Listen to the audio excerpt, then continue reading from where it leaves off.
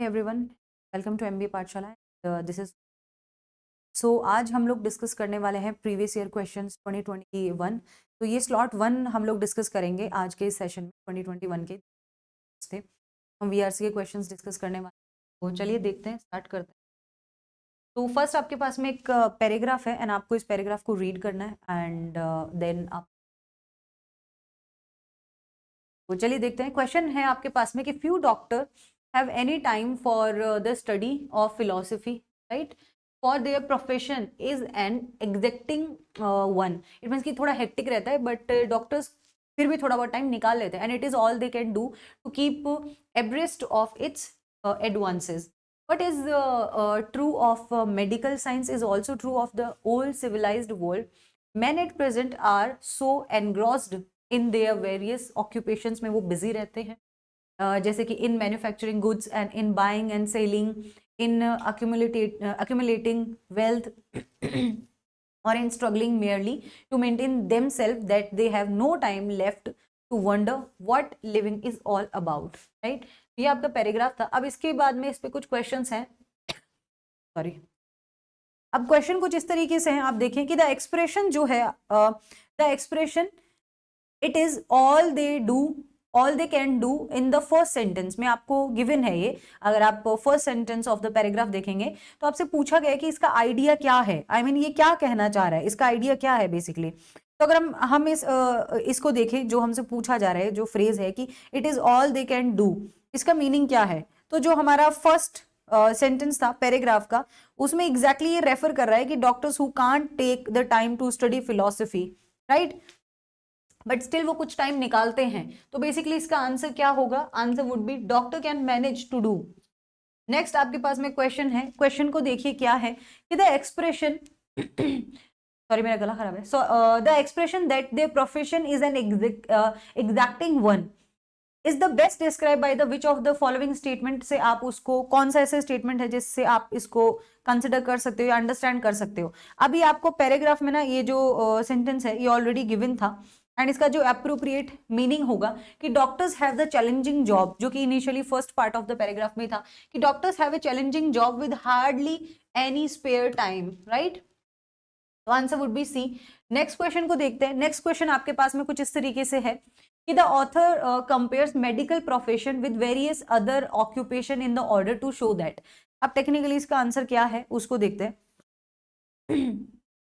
कि basically author ने compare किया मेडिकल प्रोफेशंस को अदर जो ऑक्यूपेशंस हैं, वो उसके थ्रू क्या शो करना चाहता है? वो ये शो करना चाहता है कि people in their occupation, people in their occupations have no more time to study philosophy than doctors have, right? Next देखते हैं। नेक्स्ट आपके पास में एक पैराग्राफ है, ये पैराग्राफ है छोटा सा, इस स्लॉट 1 में ज्यादा आपके पास में पैराग्राफ बेस्ड क्वेश्चन, तो वैसे उस टाइम पे हमारे पास 25 क्वेश्चंस होते थे। तो देखते हैं। Our government has taken a number of major initiatives during the 11th 5-year plan में उन्होंने कुछ इनिशिएटिव्स लिए। Some of the new initiative कि in the school and literacy sector and higher and technical education sector, उसमें included क्या था कि right of children to free and compulsory education, launching Saakshar Bharat, ICT in secondary school and in open and distant learning, जैसे कि अभी भी है IGNOU, evolving a national curriculum framework for teacher education, examination reform in accordance with the NCF 2005, introducing a system of replacement of marks by grades at the secondary stage in the school affiliated to CBSE कि जो पहले grade system है उनको अब marks system में change किया जाए। Recommendation of Yashpal Committee and National College Commission, establishment of 14 innovation universities aiming at the world class standards जिसमें education हो, setting up 10 new national institute of technology, launching of a new scheme of interest and subsidy on educational loan taken by the professional courses by the economically weaker student, scheme for setting up 374 models degree college in the districts and 150 women's hostels for women of weaker sections and minorities, academic reforms like semester system and choice based credit system, right, and regular revision of syllabus and impetus to research etc. काफी कुछ चीजें इसमें involve हैं। Now अब आपके पास में question कुछ इस तरीके से है। क्वेश्चन है आप क्वेश्चन है आपके पास में कि the free and compulsory education bill of the 11th 5-year plan, उसका मेजर इनिशिएटिव क्या था? इसका मेजर इनिशिएटिव जो है वो आपसे पूछा गया है कि वो क्या था। मेजर इनिशिएटिव क्या था? रिप्लेसिंग ग्रेड को मार्क्स में रिप्लेस किया, राइट, सीबीएसई में। नेक्स्ट देख लीजिए, टेक्निकल जो एजुकेशन है is encouraged by our government. अब वो इनकरेज की गई हमारी गवर्नमेंट के through by the introduction of, किसके इंट्रोडक्शन से, राइट? तो देखते हैं उसको भी।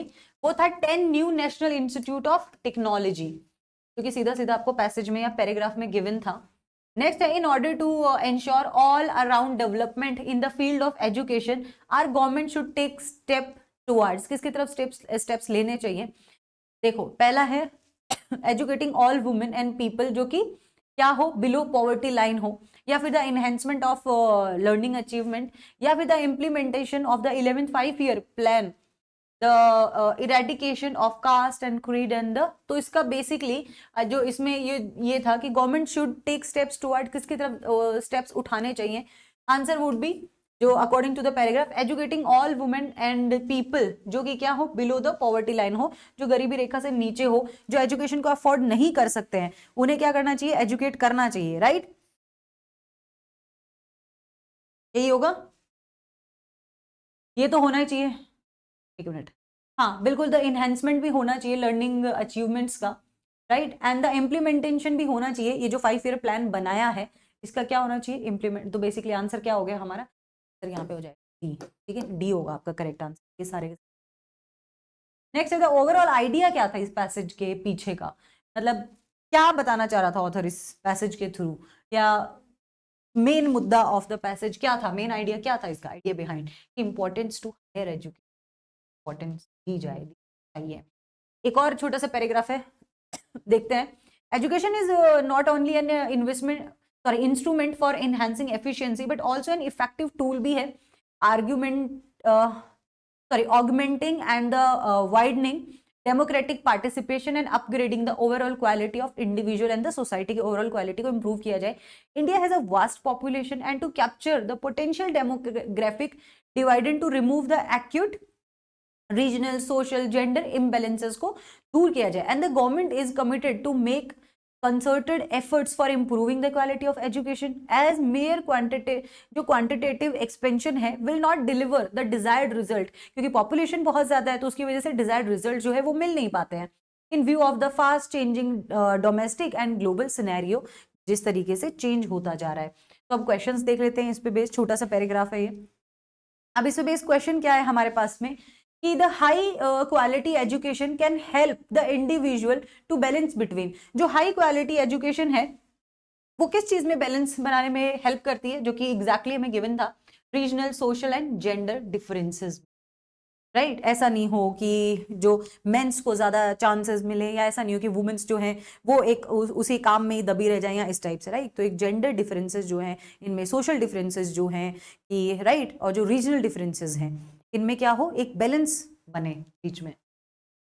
Next, according to the author, education is not only enhances the efficiency of the learner, it also widens his या हर डेमोक्रेटिक पार्टिसिपेशन वो भी करती है, upgrading overall quality of individual को भी करती है, इंप्रूव करती है सोसाइटी को। तो answer would B D.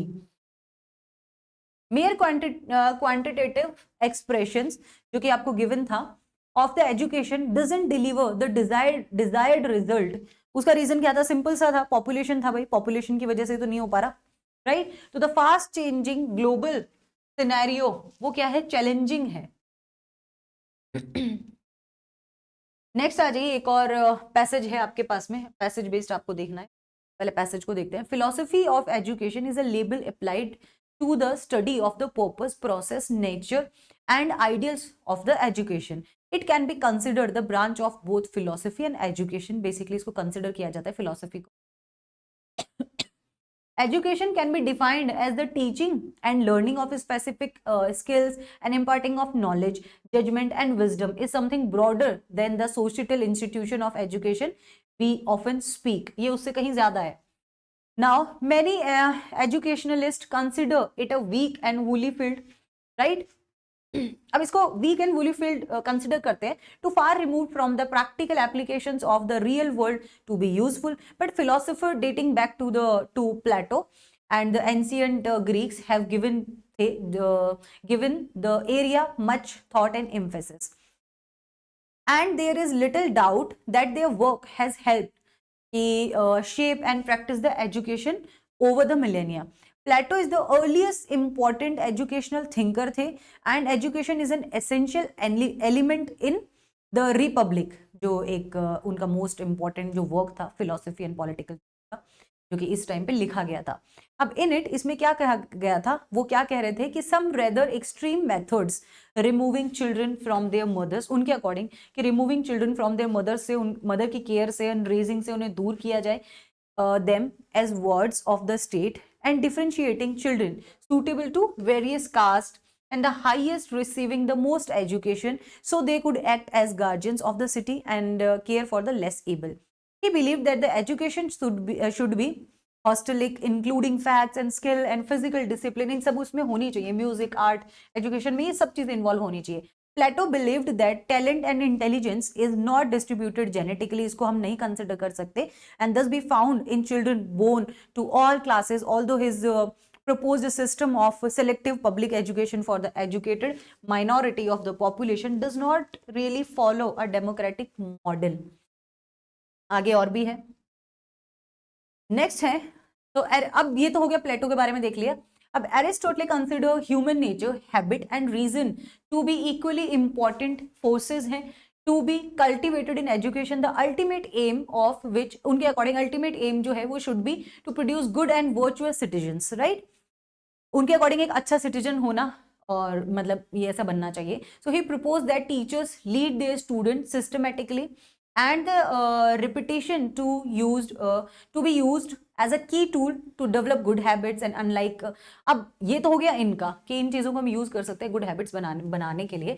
unlike Socrates' emphasis on questioning his listeners to bring out their own ideas, he emphasized the balancing of the theoretical and practical aspects of the subject taught, and among which he explicitly mentions reading, writing, mathematics, music, physical education, literature, history, मतलब ये सब कराना चाहिए, right. Wide range of science as well as play, which he also considered कि ये चीजें भी ज्यादा इंपॉर्टेंट हैं. During the medieval period the idea of perennialism was first formulated by Saint Thomas ने एक आइडिया दिया और उनका वर्क था जिसका नाम था कि D मैगिस्ट्रो.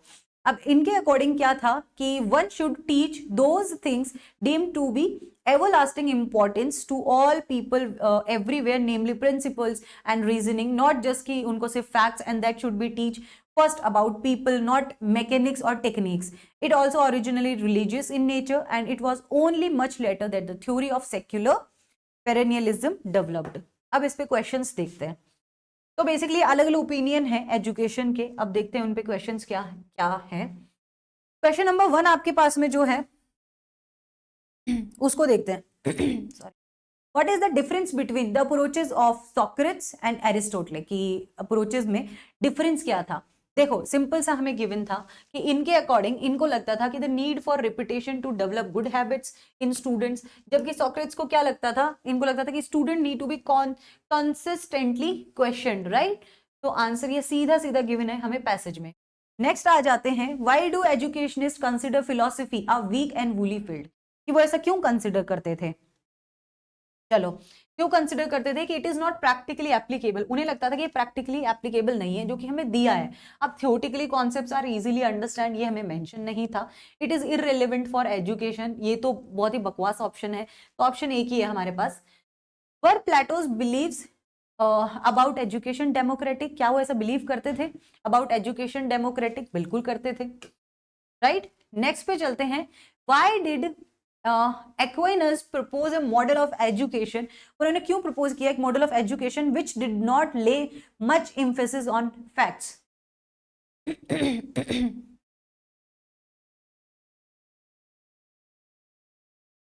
Okay, facts are not important. Facts do not lead the holistic education, ऐसा तो कुछ given ही नहीं था. Facts change with the changing time. Facts जो है वो change होते हैं. जैसे जैसे समय चेंज होता है, right. Choose the appropriate option for the underline phrase, right. Underline phrase के लिए आपको देखना है अंडरलाइन, अच्छा अंडरलाइन फ्रेज जो है वो है आपका ये, Rama told his wife he would not mind standing and eat the dinner. Simple सा क्वेश्चन है आपका, अगर कहीं पर भी एंड, कहीं पर भी अगर आपका एंड कंजक्शन आ रहा हो तो उसके आसपास के जो भी आपके सब्जेक्ट्स होंगे, जो भी आपके मेन वर्ब्स होंगे ना, वो सेम क्लास या कैटेगरी में होने चाहिए। सेम क्लास कैटेगरी में कैसे, अगर फर्स्ट फॉर्म है तो यहाँ पर भी फर्स्ट फॉर्म रखिए, अगर यहाँ पे फर्स्ट फॉर्म के साथ में आईएनजी है तो अगेन हमें भी फर्स्ट फॉर्म के साथ में क्या रखना होगा, आईएनजी रखना होगा। तो सिंपल सा है, यहाँ पे क्या आएगा कि Rama told his wife he would not mind standing and eating the dinner होगा, तो standing and eating the dinner कहाँ है, सी में है, तो यस ये हमारा आंसर हो जाएगा। थोड़ा मेरे को जुकाम है। नेक्स्ट क्वेश्चन देख लेते हैं। द सेंटेंस अंडरलाइन जो है, अंडरलाइन कुछ नहीं, यहाँ पे सेंटेंस में आपको एरर बताना है, ABCD में कहाँ एरर है वो आप देखेंगे और बताएंगे, राइट। तो आप देखें एंड बताएं। देखो सिंपल सा है, आपका क्लॉज आया है यहाँ पे, इफ का यूज होता है कंडीशनल, कोई अगर आप कोई कंडीशन को क्या कर रहे हो, इंट्रोड्यूस कर रहे हो, वहां पे यूज होता है। अब यहाँ पे अगर आपका आया है, ये क्या है, फ्यूचर टेंस है, राइट। तो ये आपका क्या होना चाहिए, ये क्या है, फ्यूचर टेंस में आ रखा है। अब यहाँ पर भी जो आपका मेन क्लॉज है ना, वो आपका अगर फ्यूचर टेंस में है तो आपका फर्स्ट क्लॉज जो है वो किस में होना चाहिए, प्रेजेंट में होना चाहिए। तो इसको बना दो, विल बी की प्लेस पे क्या कर दोगे, she is prompted, if she is prompted she will get a higher salary, simple है। तो एरर कहाँ था हमारा, ए में था। नेक्स्ट चलते हैं और देखते हैं क्या चेंज करना है इसमें हमें। जो अंडरलाइन पार्ट है आपको गिवन है कि अंडरलाइन पार्ट में आपको चेंज करना है, तो भाई वो अंडरलाइन पार्ट जो है ना वो आपका ये है, इसकी जगह पे अब आप देख लो कि आपको क्या करना है, क्लियर है। ग्रामेटिकली करेक्ट क्या होगा, ये खुद ही ग्रामेटिकली करेक्ट ही है कि sabotage came from the French saboter which means to clatter with wooden shoes, यही रहेगा, इसमें कोई चेंजेस। अब आपको चूज करना है most nearly like the express the following statement, okay. One who is extremely fond of his wife, it means ये क्या है हमारा, ये है हमारा one word substitution. If you have any kind of doubt आप मुझे कमेंट करके पूछ सकते हैं। जो अपनी extremely fond of his wife, उसको हम क्या बोलते हैं, इग्जोरियस बोलते हैं हम, इग्जोरियस। देखो पॉलीगेमिस्ट होते हैं जो एक से ज्यादा शादियां करते हैं, इसलिए नहीं, ठीक है, तो इसका तो चांस नहीं है। उटोपिया मीन्स क्या होता है? उटोपिया मीन्स क्या होता है? उटोपिया मीन्स एक ऐसी सोसाइटी होती है जो जो क्राइम फ्री हो और एक इमेजिनरी सोसाइटी, राइट। नेक्स्ट है आपका रेकलेस, इट मीन्स होता है मतलब ऐसे व्यक्ति होते हैं ना जिनको खुद की कंपनी पसंद होती है, जिनको अकेले रहना पसंद होता है, ज्यादा कुछ लोगों में इन्वॉल्व होना पसंद नहीं, उनको बोलते। नेक्स्ट आ जाइए। अब आपके पास में सिंपल सा क्वेश्चन है कि the train is expected to arrive between 11 PM to 12 PM दे रखा है। देखो जहां पर भी आपका फर्स्ट ऑफ ऑल तो बिटवीन और एंड का यूज देखो, दोनों का यूज किसके लिए होता है, बोथ या दो के लिए होता है, राइट। वैसे एंड को हम और के साथ भी यूज कर सकते हैं, जैसे कि 1 एंड 2 एंड 3 एंड कितनी बार भी, बट बिटवीन जो है वो रिस्ट्रिक्टेड है for 2।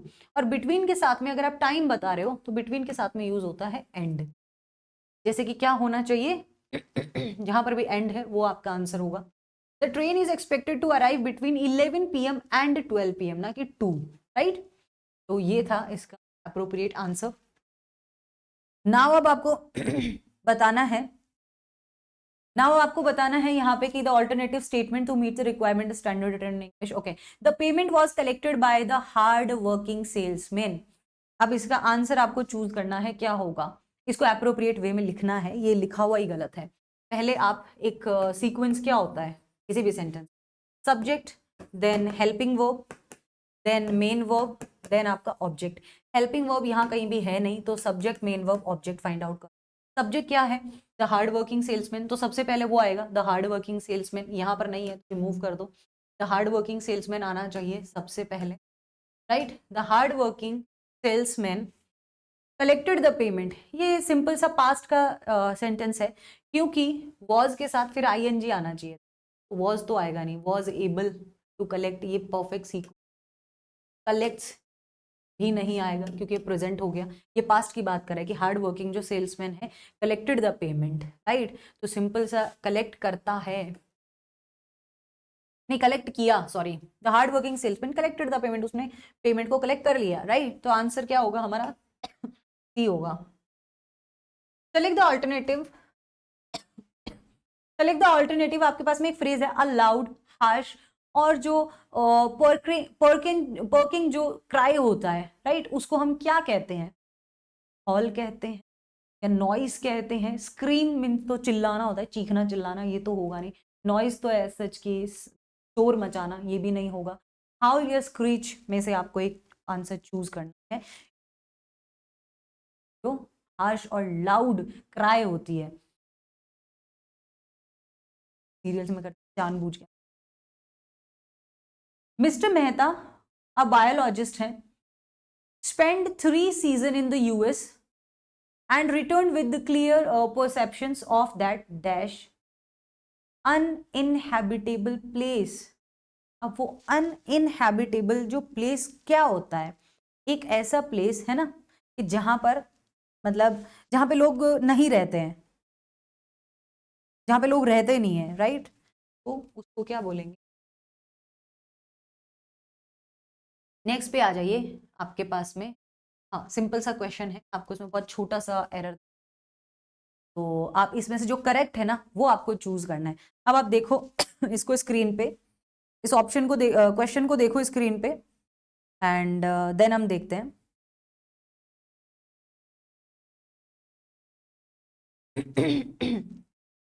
In the light of her extraordinarily creative budgeting proposal, a recent poll out and Susan ahead of difference देख लो, राइट right?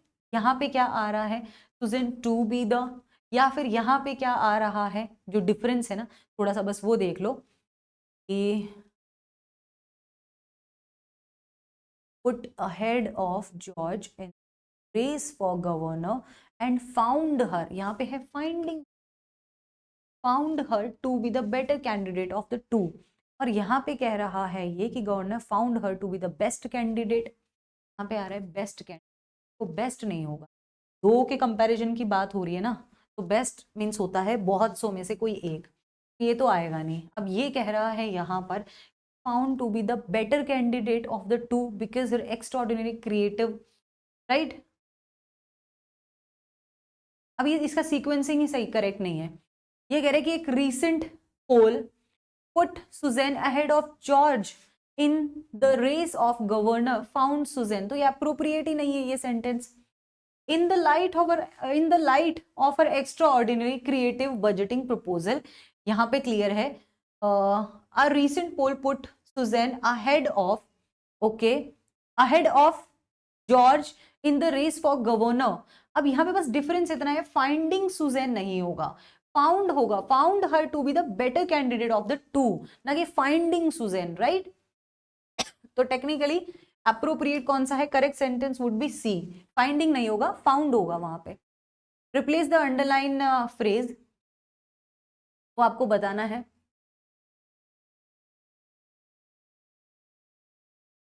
देखें क्या आएगा, अंडरलाइन, अंडरलाइन है ये, ठीक है। That led eventually, Jessica Mitford wrote The American Way of Death, a best-selling book that led eventually to an official investigation of the funeral industry। तो that led eventually नहीं होगा, perfect sequence क्या होगा इसका, eventually पहले आएगा, led बाद में आएगा। That eventually led to an official investigation, that eventually led, it means क्या होगा, C होगा, sequencing आपको चेक करनी, राइट। इवेंचुअली क्या है, एक एडवर्ब है, तो एडवर्ब को आप पहले रखोगे सेंटेंस, ठीक है। नेक्स्ट देखते हैं, नेक्स्ट है आपको चूज करना है, यहां पर देखो यहाँ पे आपको ना सीक्वेंस चूज करना है इस सेंटेंस में, पहले इफ आना चाहिए और अगेन इफ ही आना चाहिए, या फिर पहले वेदर आना चाहिए अगेन वेदर आना चाहिए? इफ वेदर का सीक्वेंस होगा या वेदर इफ का? पहले तो इनके बीच में ना डिफरेंस पता करो कि वेदर का यूज कब होता है, इफ का कब होता है। वेदर का यूज होता है when there are two options available हो अगर आपके पास में, है ना। और इफ का यूज होता है जब आप कोई कंडीशन इंट्रोड्यूस करा रहे हो, right.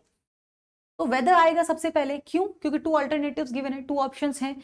Weather sorry I don't know whether I am ready to take the test now and I will ever be ready in the future, right. तो दोनों का मीनिंग डिफरेंस है। तो अगर आप कंडीशनल, अगर कोई कंडीशन लगा रहे हो, कंडीशन इंट्रोड्यूस करा रहे हो, तो इफ का यूज करो। और अगर आप टू अल्टरनेटिव्स की बात कर रहे हो, टू ऑप्शंस की, तो वेदर का यूज करो। ओके, तो इस वीडियो में इतना ही था। बीच में थोड़ा बहुत आपको डिस्टर्ब हुआ होगा मेरे लिए, तबियत बहुत ज़्यादा ख़राब थी, बट एक क्योंकि देना था तो हमारा है। तो आई होप आपको वीडियो पसंद आया होगा। वीडियो को लाइक ज़रूर करें एंड इस चैनल को सब्सक्राइब कर लें। कल आपका important session last minute strategy, वो भी आप ज़रूर देख लीजिएगा। All the very best guys, तो देखिए आइएगा। बस थोड़ा सा छोटे आपको इंग्लिश में वीआरसी में थोड़ा सा बस ये आपको देखना है, आपके अगर पैसेज कोई भी आ रहे हैं, छोटे छोटे पैराग्राफ्स आ रहे हैं, तो पैराग्राफ बेस्ड ही क्वेश्चंस आएंगे। बहुत ज़्यादा आपको घुमा फिरा के ईजी लेवल पैसेजेस आएंगे, आप उनका ओवरव्यू ले सकते हैं जल्दी जल्दी, बिकॉज टाइम हमारे पास कम होता है। थोड़ा उनका ओवरव्यू लेने का ज़्यादा कोशिश करें, क्या कह रहा है एक मेन आपको आइडिया लग जाए, राइट, उतना इंपॉर्टेंट है। देन आप अगर जो क्वेश्चंस कर रहे हो तो क्वेश्चंस पे थोड़ा फोकस रखें। जहाँ से क्वेश्चन पूछा है वो डायरेक्टली आपके पैसेज में आया होगा, तो पैसेज पे जाके एक बार उसको चेक कर लो, रीचेक कर लो। अगर आपको याद नहीं, ओवरव्यू आपने लिया, अगर आपको वो याद नहीं है, इंपॉर्टेंट पॉइंट्स आपको याद नहीं है, तो एक बार फिर से जाके पैसेज पे चेक कर लीजिए, राइट। आपके idiom phrases and one word substitution definitely आते हैं, सिनोनिम्स ज़्यादा आते हैं, एंटोनिम या सिनोनिम। तो किसी भी वर्ड का मीनिंग जो है वो देख लिया करो कि क्या है, तो उससे एंटोनिम पे जाने में, सिनोनिम पे जाने में थोड़ा आइडिया लग जाता है। अदरवाइज थोड़ा सा ऑप्शंस को ना एलिमिनेट किया करो कि ये तो नहीं होगा, ये तो नहीं होगा। एलिमिनेट कर दोगे तो आपके पास में कम ऑप्शन रहते हैं कंफ्यूज होने के लिए। डायरेक्ट आंसर चूज ना करें, हमेशा एलिमिनेशन टेक्निक आप यूज़ करेंगे। लास्ट टाइम पे बस थोड़ा सा आप लोग जो हैं इसमें जो आरसीज जो आपके आते हैं, पैसेजेस आते हैं, उनके थोड़े से बेसिक्स आप देख लें। एक प्लेलिस्ट मैंने शेयर किया है MBA पाठशाला के टेलीग्राम पे, तो आप चेक कर लीजिएगा एक बार। मैंने बेसिक्स बताए आपको, पैराजम्बल के भी बेसिक्स बताए आपको, आरसीज के भी। एक बार वो कॉन्सेप्ट जरूर रिवाइज करके चले जाइएगा। इनोवेशन में कुछ नहीं है, थोड़ा बहुत आप लॉजिकली सोचोगे तो ईजिली आपको आंसर मिल जाते हैं, राइट। जीके में तो आपको ऑलरेडी सर ने करा ही दिया है, बाकी जीके मेरा खुद का ही इतना अच्छा है नहीं, तो मैं क्या ही बोलूँ। एंड बाकी यस, वर्बल रीजनिंग में आपके पास स्टेटमेंट कंक्लूजन आते हैं लास्ट टाइम पे। If you want to revise तो आप स्टेटमेंट कंक्लूजन थोड़ा रिवाइज कर लें, असर्शन रीजनिंग को आप देख लें, इन्हीं से आते हैं ज़्यादा। या फिर आर्ग्यूमेंट आते हैं, स्ट्रॉन्ग आर्ग्यूमेंट कौन, वीक आर्ग्यूमेंट कौन। स्ट्रॉन्ग आर्ग्यूमेंट्स होता है कि जो भी स्टेटमेंट है उसके सपोर्ट में अगर कोई भी ऐसा आपका ऑप्शन है, स्टेटमेंट है, तो वो उसके सपोर्ट में, ज़रूरी नहीं उसके जैसा होगा, बट उसको सपोर्ट करता होगा, उसी थीम पे होगा। और जो आपका वीक आर्ग्यूमेंट होता है, इट मीन्स कॉन्ट्राडिक्टरी जो आर्ग्यूमेंट है वो आपका वीक आर्ग्यूमेंट होगा, राइट। तो बस थोड़ा सा छोटी छोटी चीज़ों का आपको ध्यान रखना है, ज़्यादा कोई प्रॉब्लम नहीं है। बट अगर आपको फिर भी एक बार थोड़ा सा रिवाइज करना है तो आप टेलीग्राम पे मैंने एक आपको प्लेलिस्ट शेयर की है, वहाँ पे जाके आप इनके कॉन्सेप्ट्स एक बार रिवाइज कर सकते हैं, राइट। तो ज़्यादा टेंशन नहीं लेना है, बहुत ज़्यादा हाइपर नहीं होना है, जो होगा अच्छा होगा। अपने अच्छे दिमाग से जाके अपना एग्जाम दो, जो होगा बेस्ट होगा। एग्जाम से पहले वाली रात आपको कुछ नहीं पढ़ना है, लेट नाइट थोड़ा रेस्ट करें, पीसफुली, एक पीसफुल माइंड से जाएंगे, एक अच्छे से जाएंगे, तो फ्रेश माइंड से जाएंगे, प्रॉपर नींद लेके जाएं 6, सो डेट आप अप्रोप्रिएट तरीके से, प्रॉपर तरीके को रीड कर पाए, राइट। बस आपको फोकस्ड होके पेपर देना है, ज़्यादा कुछ नहीं, सब कुछ आपने किया हुआ है, राइट। तो चलिए, all the very best, and मिलती हूँ मैं एग्जाम के बाद। ज़रूर बताइएगा कि आपका पेपर कैसा, कमेंट करके मुझे बताना है। Bye, take care, bye.